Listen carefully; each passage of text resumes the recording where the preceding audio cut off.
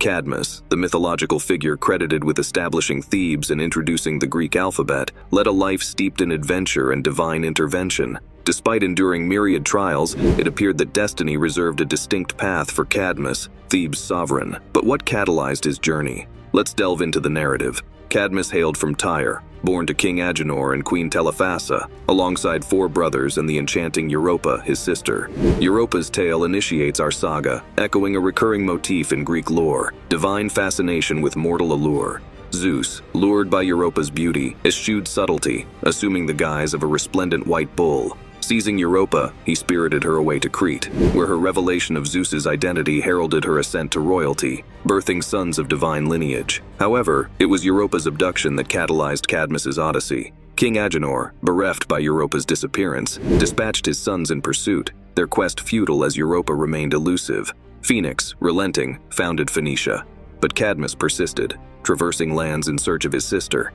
Seeking counsel from the Oracle of Delphi, Cadmus received a cryptic directive: follow a cow and build where it rests. Adhering to the oracle's counsel, Cadmus embarked on a new quest, trailing the cow until it halted, heralding Thebes' future site.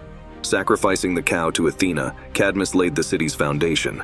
Yet trials persisted. Encountering a dragon guarding a spring, Cadmus engaged in a ferocious battle, emerging victorious with Athena's aid. Instructed to sow the dragon's teeth, Cadmus witnessed armed warriors springing from the earth, engaging in brutal combat until few remained.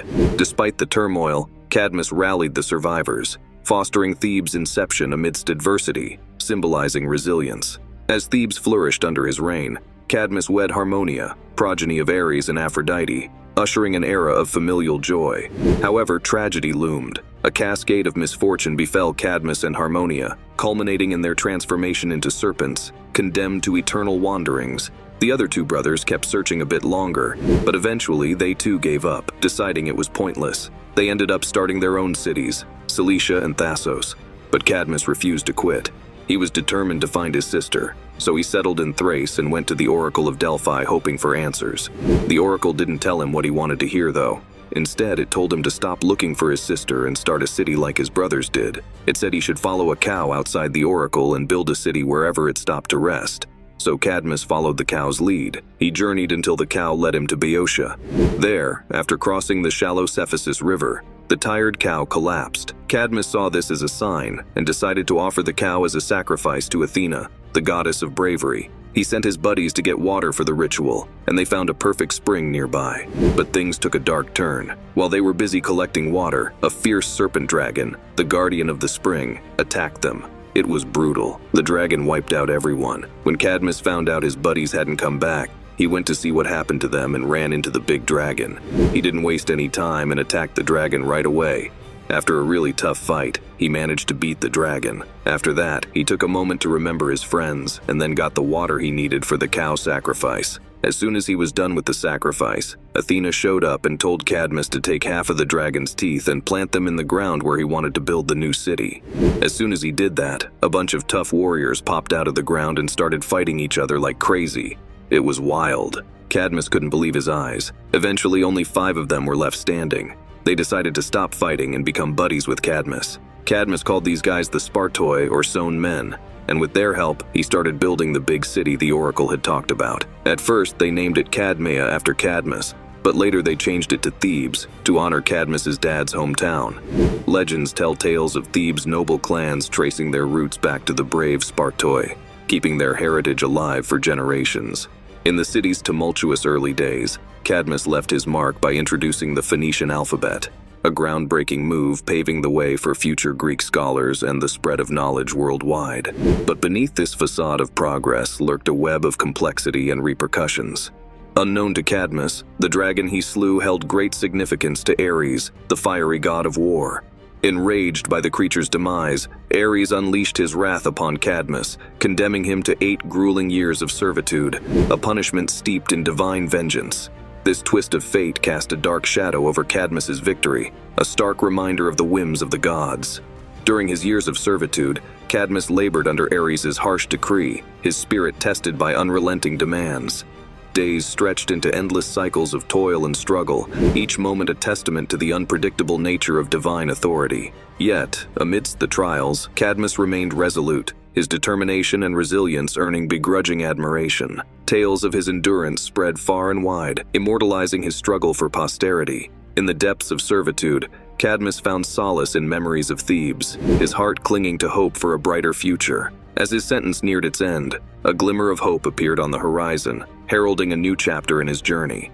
In an unexpected twist, Ares, moved by Cadmus's unwavering resolve, granted him an unexpected reward.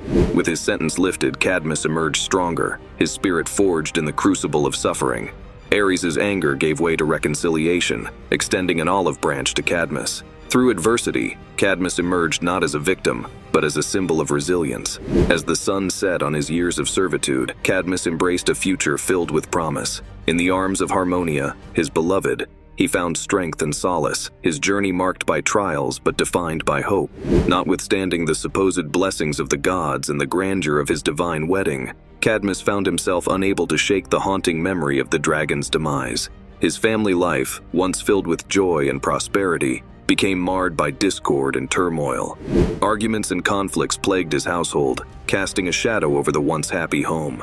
In the face of mounting tensions within his family, Cadmus watched helplessly as his city descended into chaos. Civil unrest and upheaval tore through the streets, eroding the very foundation of the once thriving community. The people of Thebes, once united under Cadmus's rule, now found themselves divided and at odds with one another. Cadmus, ever the superstitious soul, couldn't help but attribute the turmoil to the wrath of the dragon he had slain. In his mind, the creature's vengeful spirit loomed large, casting a malevolent shadow over his every action. He became convinced that his past deeds had brought a curse upon his house and his city, condemning them to suffer for his transgressions. Despite his best efforts to quell the unrest and restore order, Cadmus found himself powerless in the face of the supernatural forces he believed to be at play. Try as he might, he could not shake the feeling that he was being watched, that the dragon's spirit lingered, waiting to exact its revenge. Cadmus made the agonizing decision to abdicate his throne in a desperate bid to protect his loved ones and city. With a heavy heart, he stepped down from his position of power, hoping that his absence would end the turmoil that had engulfed Thebes.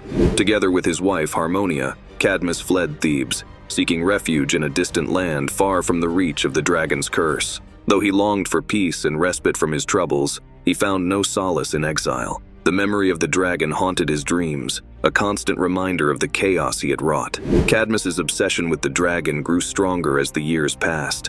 In his solitude, he became consumed by thoughts of the creature, his mind tormented by visions of its fiery breath and razor-sharp claws. He wondered if perhaps he had been wrong to slay the beast, if its wrath was just punishment for his hubris. In the teeth of his best efforts to move on, Cadmus could not escape the shadow of the dragon's demise.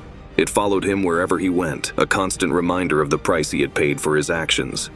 And so, he remained haunted by the creature's memory, a prisoner of his own guilt and remorse. He began to grow scales, a relentless spread of scaly skin that stretched across his body, signaling his transformation into the serpent from his nightmares. His wife, seeing the terrifying and bizarre change, was so filled with emotion and a distorted sense of unity that she begged to share his fate. Her wish was granted. Zeus, possibly touched by their heartbreaking loyalty or entertained by the harsh reversal of their fortunes, stepped in. He whisked them away to the Elysian fields with a mixture of compassion and mocking scorn. This place was no simple stretch of green, but a vast paradise set aside only for heroes and the virtuously deserving of everlasting peace. There they would forever live as snakes among the lush, flower-dotted vastness under a bright blue sky. Their new home was a land where time moved slowly, enveloped in peace, and the air was always filled with the fragrance of silver flowers, a vivid contrast to their accursed lives. This bizarre twist to their earthly existence intrigues and confuses, presenting a peculiar blend of kindness entangled with the harsh irony of their new forms. It challenges one to reflect on the caprices of the gods, beings of immense generosity who are just as proficient at infusing their kindness with stark irony. Cadmus, renowned not only for his heroic acts but also for his tragic transformation, established Thebes and became its first ruler. He brought the alphabet to Greece, a feat that earned him the title Carrier of the Letter, signifying both the dissemination of knowledge and the weight of this endowment. His accomplishments are recorded and revered, enshrined in both the stone and the sagas of the civilization he shaped. Yet, beneath the glory of these accolades, a darker narrative shadows his life. Cadmus's tale is stained with regret and an obsessive compulsion. His choice to kill the sacred dragon, a creature of divine heritage, haunted him, a persistent murmur of guilt that clouded his days.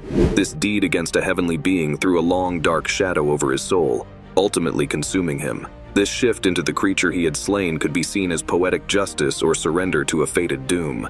His change was both physical and emblematic, a cruel irony closing the loop of his prior actions, the vanquished beast exacting revenge not by resurrection, but through the transformation of its killer. Thus, Cadmus's story unfolds as a warning woven from the threads of ambition, remorse, and metaphysical payback, observed by the unpredictable gods who hand out fortune and disaster with equal whimsy. His perpetual rest in the serpent-populated Elysian fields starkly illustrates his turbulent existence. In this existence, victories were marred by the enduring shadow of a decision made amid conflict and its chilling consequences. Did Cadmus deserve his fate for slaying the dragon, or was he unjustly cursed? Share your thoughts, like, comment, and subscribe for more.